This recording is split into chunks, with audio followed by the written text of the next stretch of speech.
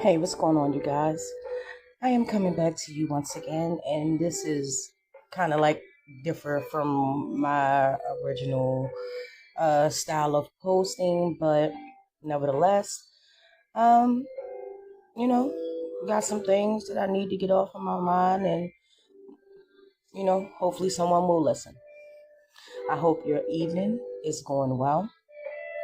But what I wanted to talk about was the current climate of everything that has occurred thus far.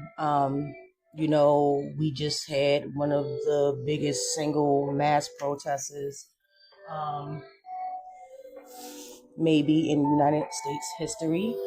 Um, you know, which is a good thing. People should get out there. People should, um, you know, protest and things of that nature. But this should have been going on at this rate, in terms of all the things that are going on now, but way before. Um, to all my people that chose to sit it out, you know, um, on the 5th, I think that they shouldn't bear any brunt or be judged for sitting out. And when I say that, I'm talking about the melanated community, the black community, the marginalized community, people that chose to sit out this protest, because the fact is that those are the people that have been protesting for years. They have been screaming, yelling, crying, and bleeding to have their voices heard, and not only for themselves but for other people as well. Now, I'm not going to sit here and say that it wasn't people that didn't walk that road with them and didn't champion, with them when they were out there doing their thing, but they chose to sit this one out. Uh, my thoughts and opinions on it is that I don't carry any type of, resentment because of that. Me being a melanated person, me being one of the people that most often looked at as disenfranchised, along with many others. This is not a video propping up any specific demographic or group or, ethnic, community, religion, social status, orientation, nothing. But hear me out. Um, you know, as I stated before, you know, we have been fighting for years to get equal justice. And one thing has become apparent to me, just like anyone else, people will tend to shoot themselves in the foot or cut their nose off to spite their face. And what I'm talking about, and you've probably seen plenty of videos on this if you go on TikTok, Instagram, or what's that other platform? Uh, Swasta X. I think that's the name of it. I'm not sure. Forgive me. But yeah, it's been, a couple of things that's been going on. And it started with, DEI, and people literally voted against that. They literally cut their nose off to spite their face and shot themselves in the foot, cheddar bob themselves, just because they felt like, hey, if those people, not just saying, melanated people, but those people that are deemed, you know, undesirables or shouldn't have the same rights and freedoms and advantages or disadvantages that other people have, to literally keep their boot on them and punch down on them, literally gave up their rights. But the thing about that is that they quickly found out that once they started taking away these measures that were put in place to protect not only the melanated people, not only the disadvantaged, not only the people that have went overseas, left their families, left their homes, and bled and died for this country that we live in, found out that they were DEI too. And they also found out that we're not even on melanated Black, African American, whatever you choose to, call yourself, are not even on the top of the list. Actually, we're pretty much at the bottom. Now, if you did your research and it's no sense of rubbing dirt in the wound, to find out that who was the top one, uh, you know, people that benefited from this diversity, equity, and inclusion, thing. But hey, it is what it is, and we're here now, right? So there's been massive protests. There's been protests for many things concerning, healthcare, veterans' rights, which I don't even know why that was on the chopping block. They literally left their families, literally fought, literally died, literally came back half the people. Some of them came back half the people that they were when they went in, mentally and physically. At the very least, what you could do is give them a little bit more than a free meal on Veterans Day. That's just my opinion. Okay?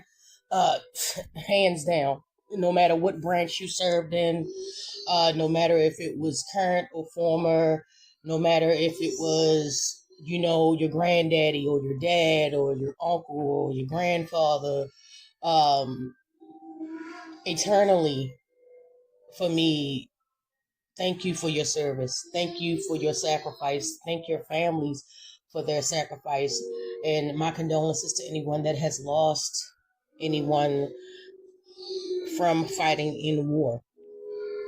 Now, another thing they took away, they're trying to strip the LGBTQ, excuse me if I forget all the names or letters. I do include the whole community. These people are essentially, in my opinion, the new Negroes. The new ones to hate. But as one person says that I follow, and I just admire her courage to speak out, is Loretta Cox. She, they're not the people that's raising your taxes. Those are not the people that's giving you any type of hardships that you may be having or going on right now in your life. They are also not the people that are tearing up this country and making laws because of people's fear and people's bias and their unwillingness to understand. It's a lot of parallels between what Black people went through or what other marginalized, disadvantaged races have went through in terms of what they're going through now. To understand, you may not understand them. And the thing that people most forget is that at the end of the day, when the Most High God calls us home, all of us, that's one thing we can't escape. We cannot escape, death in any capacity. Okay? But when the Most High calls us home, I'm pretty sure the last thing that they're going to think about is, what you did behind closed doors.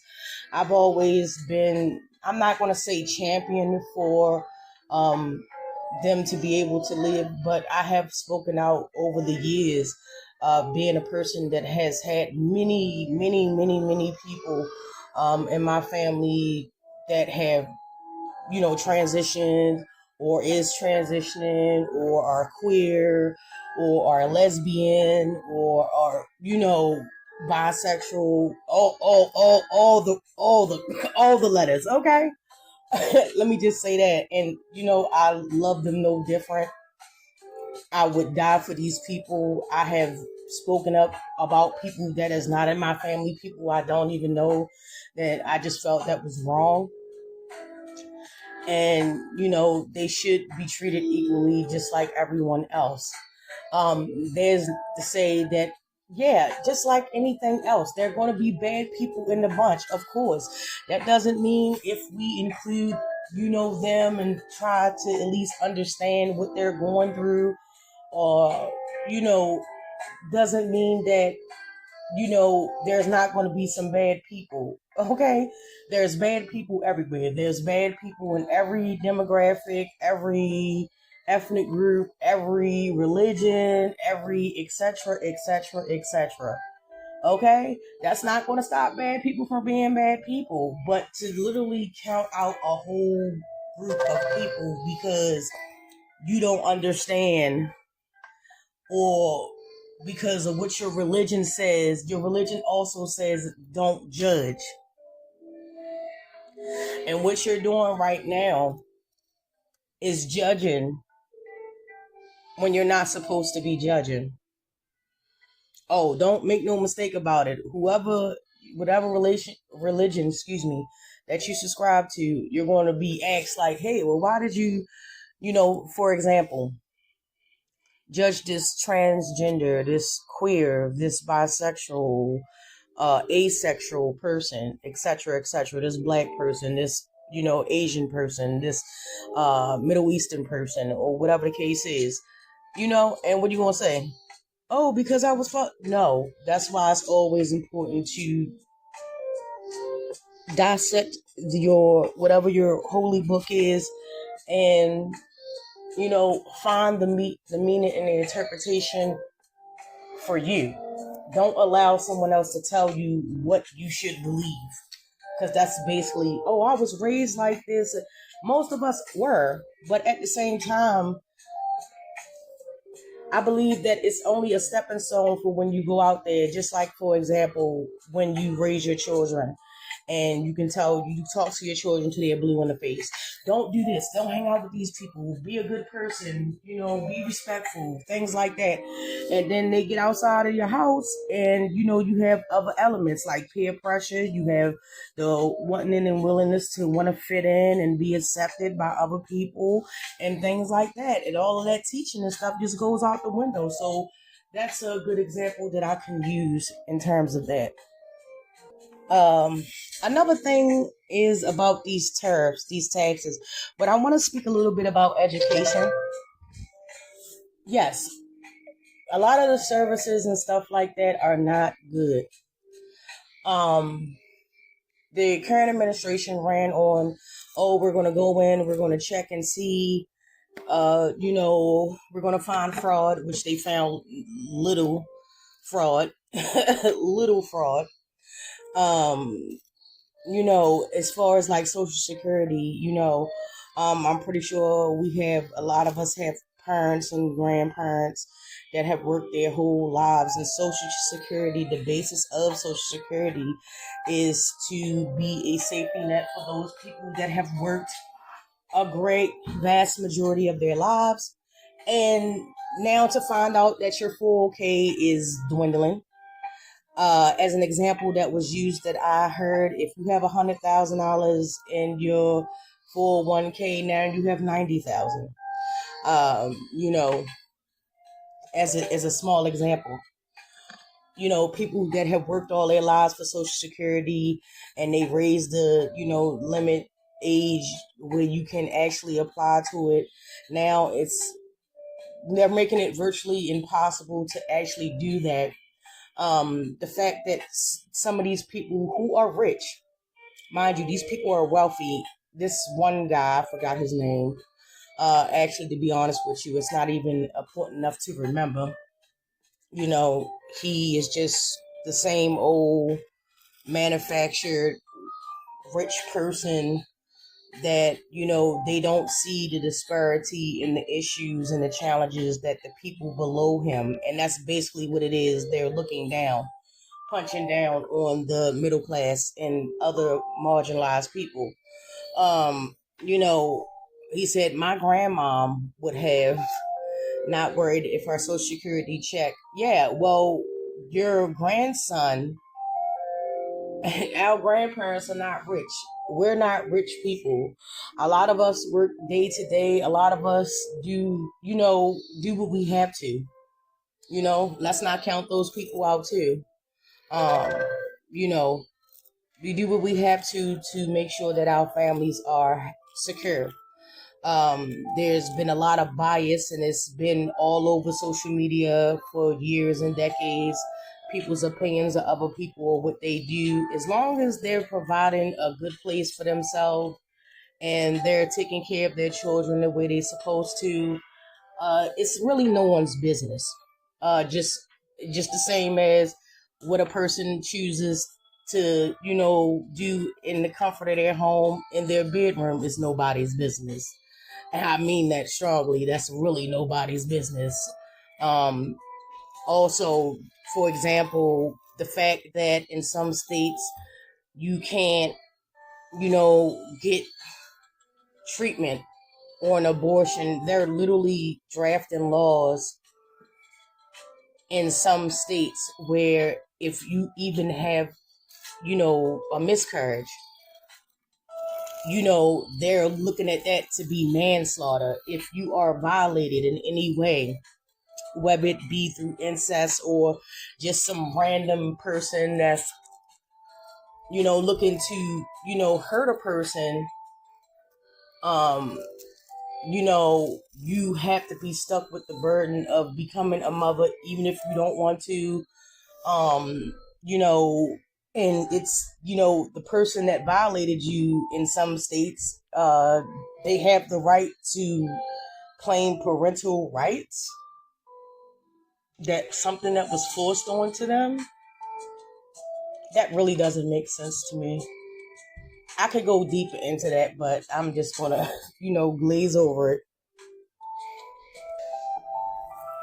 And, it's so many things that I could speak about, but I really don't want to make this video long. It's already long enough. But let me know what you guys think down in the comment section. Let me know what you guys' opinion is. I would like to put together a panel actually to discuss this. And only people that is, really want to have a real conversation about the issues and the challenges that we're currently facing, will be allowed on the panel. I have no time and no energy for all of the mundane, minuscule things that people are talking, arguing, fussing about. But let me know what you guys think. And I leave off with these words. Words have the power to both destroy and heal. When words are both true and kind, they can change our world. And with that, you guys, I will talk to you in the next video.